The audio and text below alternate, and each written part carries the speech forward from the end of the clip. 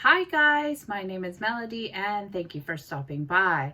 Before I get into the actual subject of what we're talking about today in this video, if you haven't read the title, I would like to say that there will be a trigger warning. There is sexual assault going to be discussed, as well as rape and murder. So that if you do not want to hear about those, click off this video now. You can go to one of my other booktube videos, which will be more lighthearted and may not contain triggering content. However, some books I read actually do.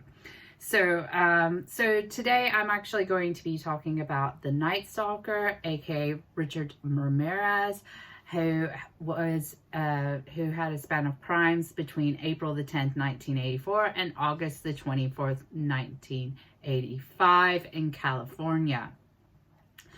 The book that I read was The Night Stalker by Philip Carlo, and I will just read the synopsis to you. I have my laptop over here, so I'm going to keep looking at it to reference my material, because I do have notes, because I can't remember all this because my memory is rubbish, to be perfectly honest. So let's read that. So Philip Carlo is the same author who wrote The Iceman, about the mafia hitman, which I believe is now a documentary series that you're able to watch. If you have Sky TV in the UK, it is actually on demand on Sky. I don't know where else it would be, but you can look that up if you're interested in mafia hitman. He is technically a serial killer as well, but that is another book that Philip Carlo wrote that I have read. I read this for Peter Mon's True Crime Book Club that he has with Mel. Mel is actually probably the main person on the True Crime Book Club, because she does most of the admin and things like that, and they host a live on the Sunday. It will be tomorrow, which will be the 5th of July at 4 p.m. Eastern Standard Time. If you're in the UK, that's 9 p.m. and it's on YouNow under Peter Mon's channel. I will leave the links to a True Crime Book Club below. I need to put the Facebook link on there as well, so I'll do that if you want to join, if you do like true crime. So The Night Stalker by Philip Carlo, painstakingly researched over 3 years based on nearly 100 hours of exclusive interviews with Richard Ramirez on California's death row. The Night Stalker is the definitive account of America's most feared serial murderer. From Ramirez's early brushes with the law to his deadliest stalking expeditions to the unprecedented police and civilian manhunt that resulted in one of the most sensational trials in California history, The Night Stalker is an eerie and spellbinding descent into the very hearts of human evil.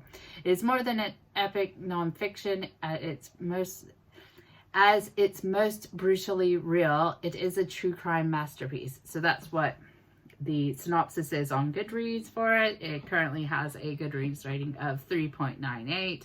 I gave it a 3, probably would say 3.4, but I usually only round up if I would give a 3.5. So that's what I've got on here. So first of all, I'm going to talk to you about Richard Ramirez and how the murders went down. I'm not going to go into complete detail, like giving people's names and stuff like that, because ain't nobody got time for that right now. And if you're really interested, I will give some links to some videos that you can watch on YouTube as well. The movie The Night Stalker is on YouTube, but for some odd reason the voices are distorted, so I could not watch that, because I can't watch stuff where voices are distorted. It's just weird and quite disconcerting to myself. So first of all, the book actually starts out, I believe, with the murders and things like that. But what the background actually is more what I found interesting of Ramirez's background. So his parents were from Mexico. They immigrated from Mexico to El Paso. They worked and lived in areas with high industrial pollution, which caused birth defects in most of the children.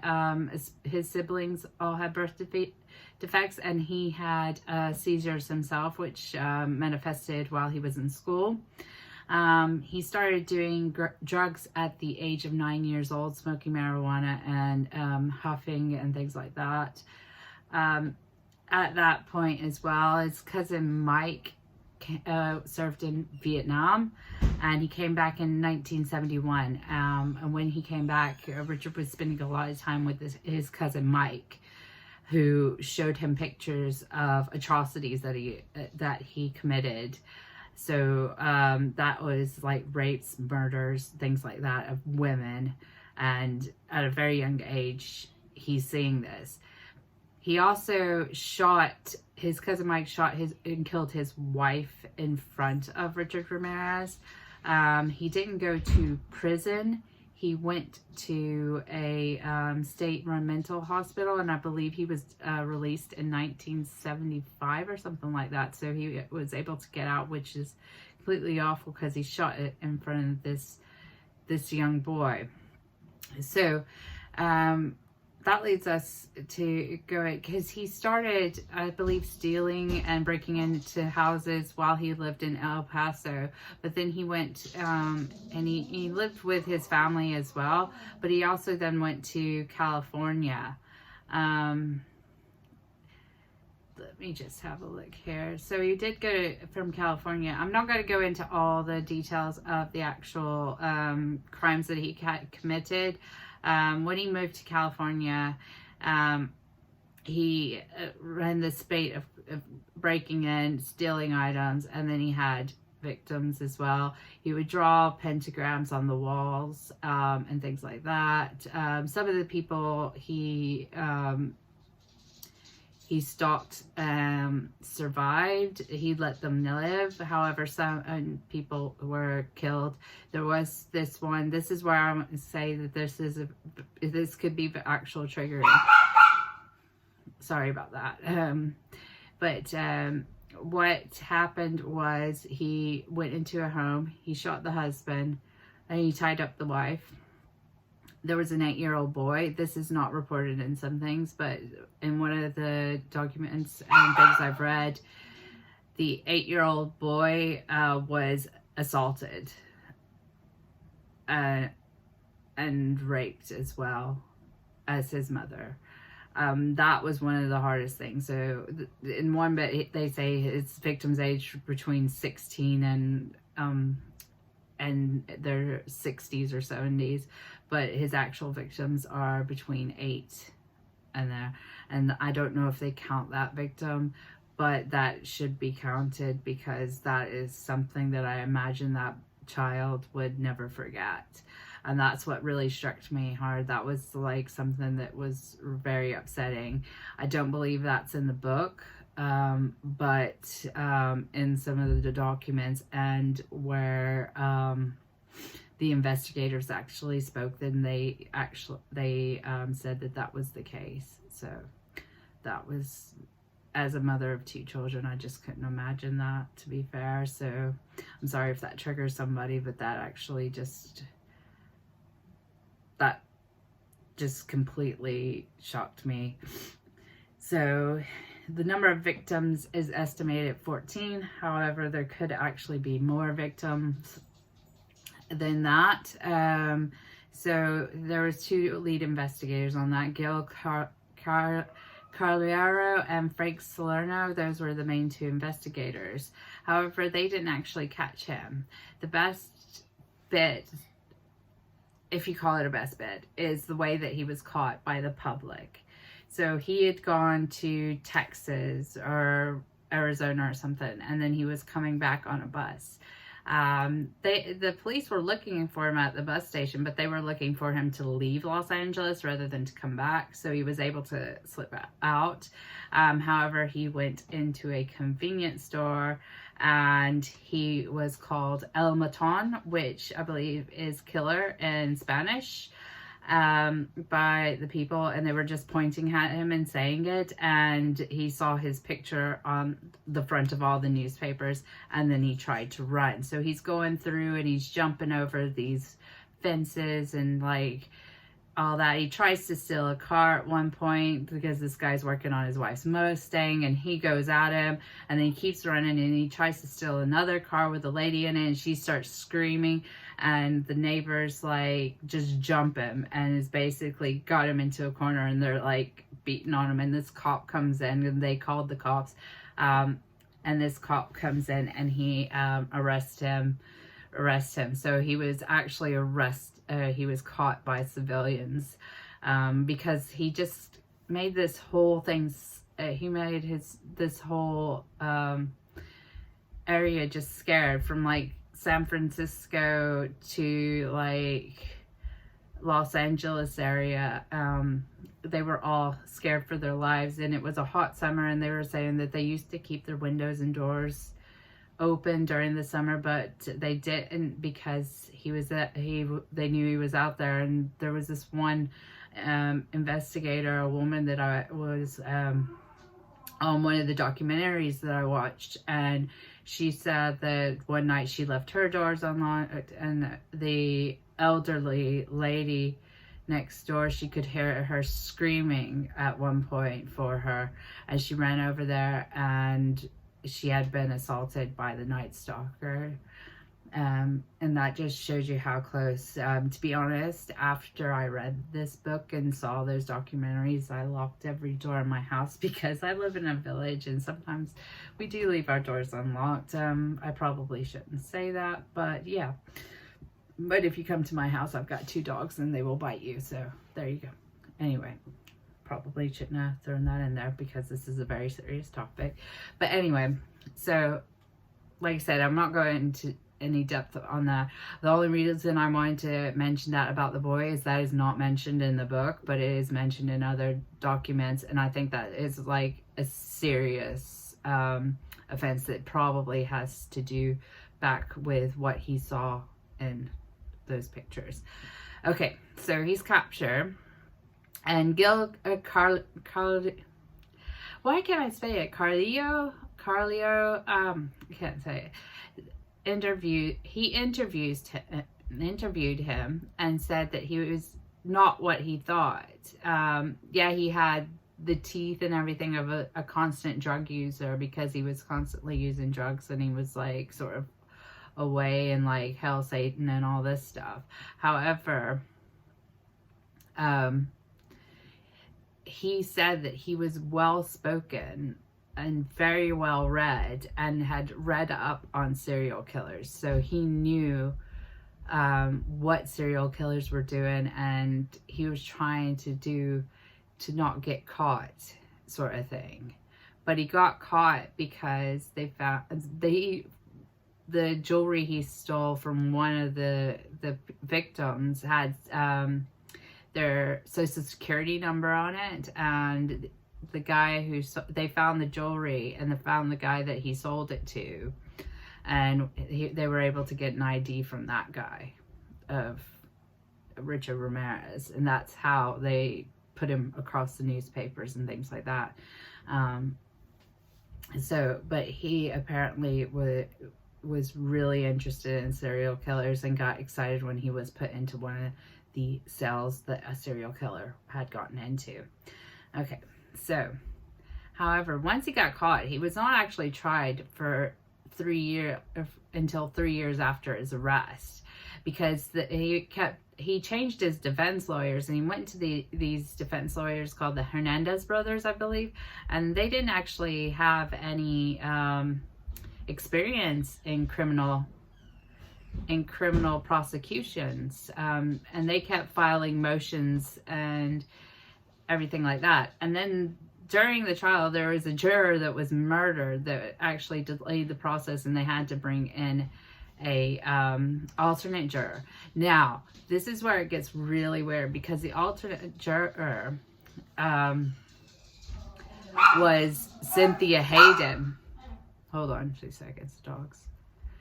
The alternate juror is Cynthia Hayden, and she was obsessed with Richard Ramirez and baked cakes for him and things like that.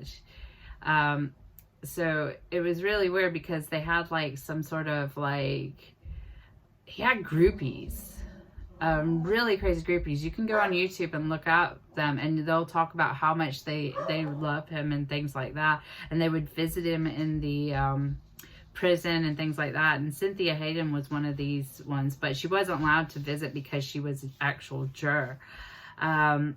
During the actual trial, he created a ruckus. He had his teeth fixed by then, and then all the ladies thought he was good looking. I'm not so much, no.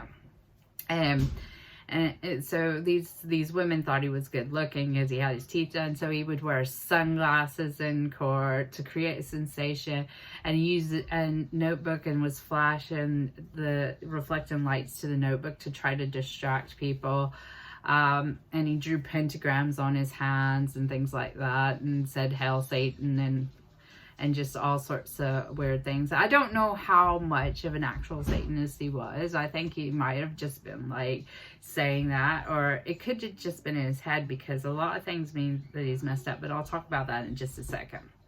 So I actually literally took this off of Wikipedia, so please bear in mind that this is not, Wikipedia is not an actual source if you're doing a paper. However, you can use it to go down to the bottom and click on the sources and see if they're peer reviewed, but these are facts that are well known. So he was,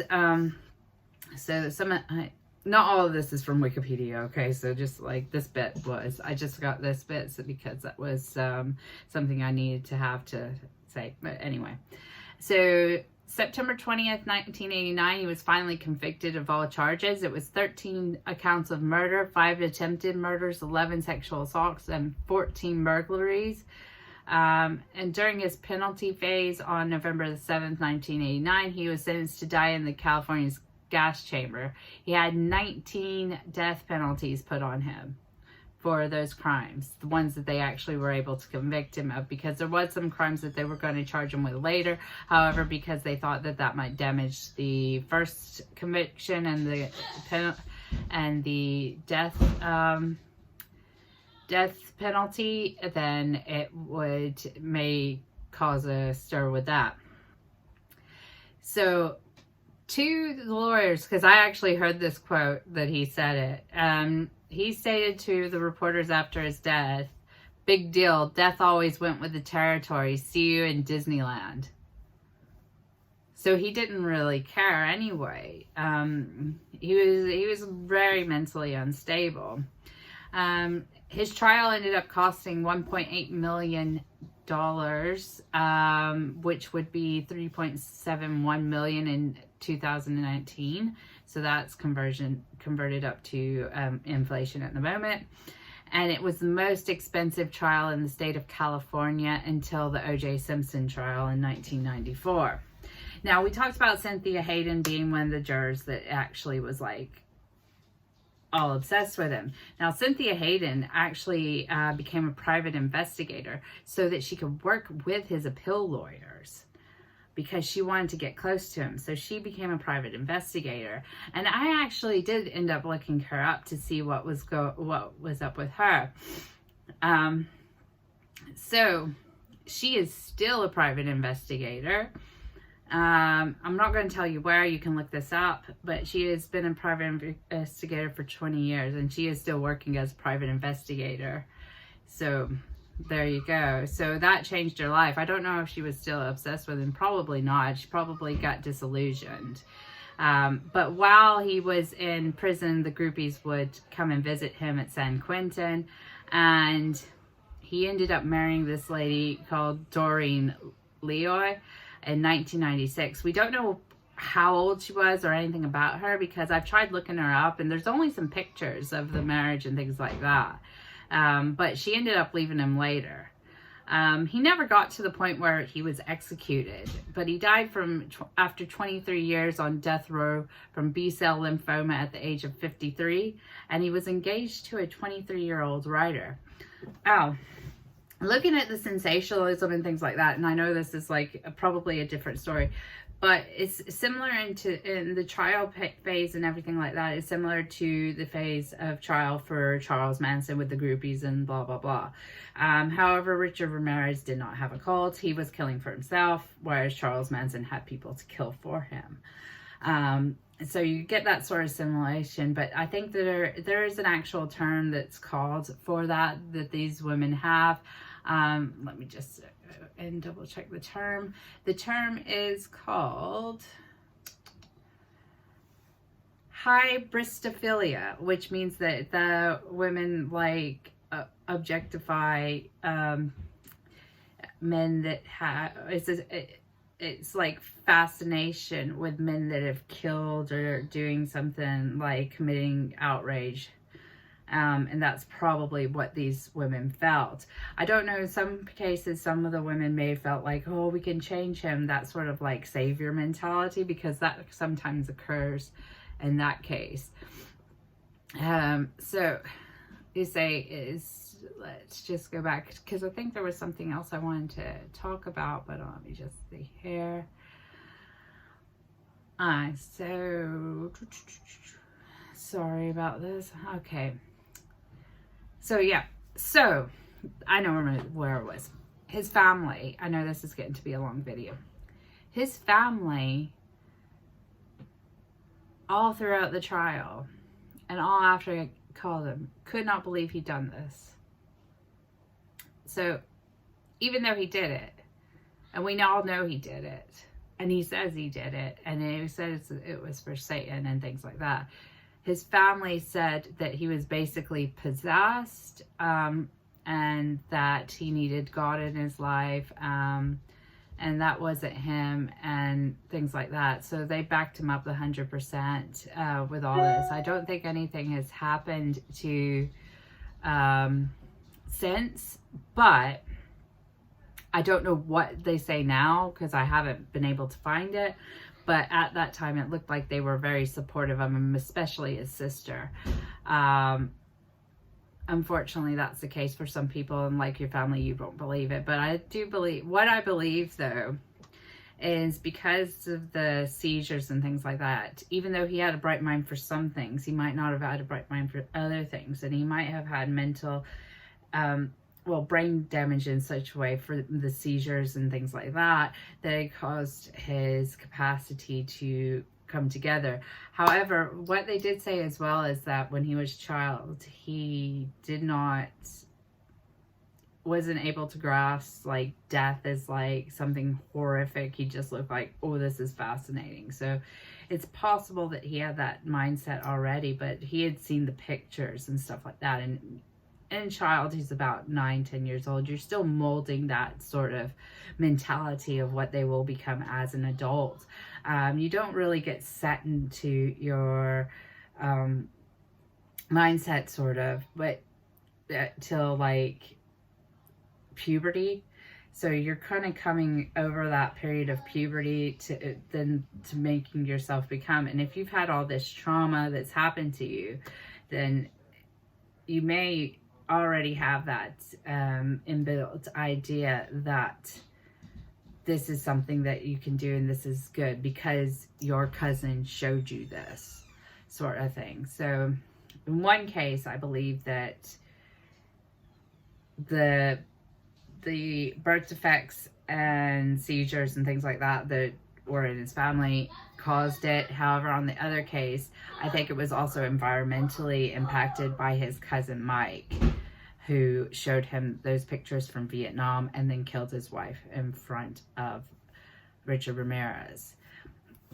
Whether or not I would say the death penalty, I think the death penalty is not good enough for some people, because I think they should live with themselves and just suffer either alone or doing menial tasks for the next whatever years. And at least he had 23 years in prison before he died of natural causes. However, This is why the death penalty doesn't work in some cases, because you are on death row for many years before you will ever see the death chair. Some cases get tried really quickly, but in his, it was quite a long time. So before I go, I will just like give you some videos that you can watch. Let me just bring this up. I'm going to mute my computer just in case they start playing. So one is on YouTube. It is called LA Night Stalker. Was Richard Ramirez born to kill? Real crime. And that actually has the investigators in that. And then there's Richard Ramirez, the Night Stalker. And that one I believe is from, let me just check. It's under a global thing, but this was actually shown on world's most evil killers, I believe it was, because that was in the UK. Let me just bring this up. And then there's a couple of interviews with him as well. So it doesn't actually show it here, but this is actually on the Sky on demand as well. But you can watch it on YouTube. It's under global documentary, Richard Ramirez, the Night Stalker, but I believe it's in World's Most Evil Killers as well on season 2, episode 2. But it's got a documentary there. Okay, but I'll leave links down below so that you can see those. Okay, so that was pretty dark, as most of these true crime ones will be. If you do sort of enjoy this, or if you like to hear me talk about things like this, oh wait, forgot to talk about the book though. Sorry, going back a bit. Book, first half, really enjoyed that half. Gave a lot of background, found out information that I wasn't privy to before. However, like I said, there was that information missing about the 8-year-old. Second half was about I guess because the first half, but then the first half went back to his childhood as well and his family. But the second half is the trial phase, and the trial phase is quite long. The book was actually very long anyway, but the trial phase is quite long, and I got bored.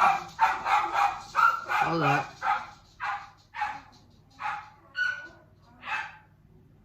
Okay. I got bored during the trial phase because lots of things were keep getting repeated and said and things like that, and I thought it could be condensed down more. They keep barking.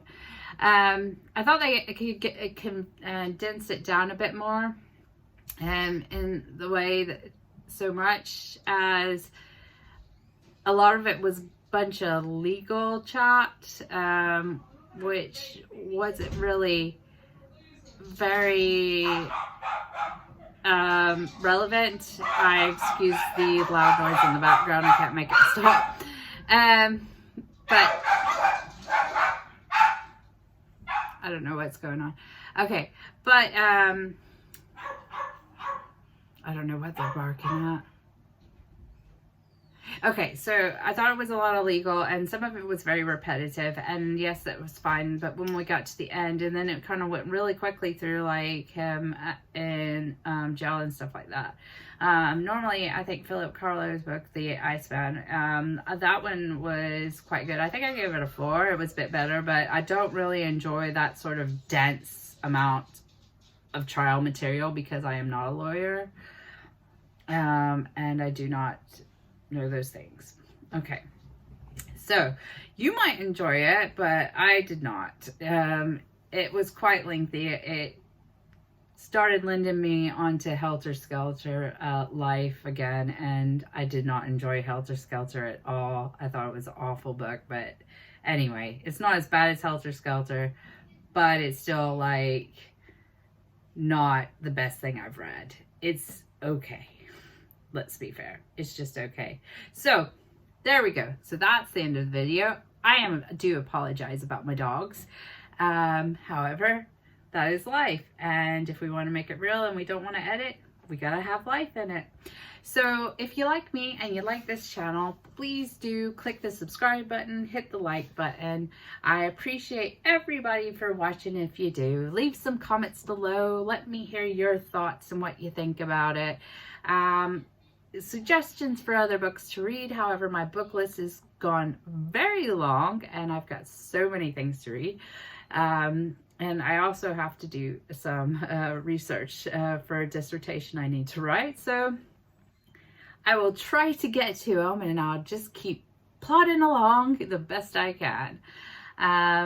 Next one, hopefully it won't be so hard. I think the next serial killer book we're reading is about Ed Gein. So if you're a Slayer fan, Dead Skin Mask, you know it.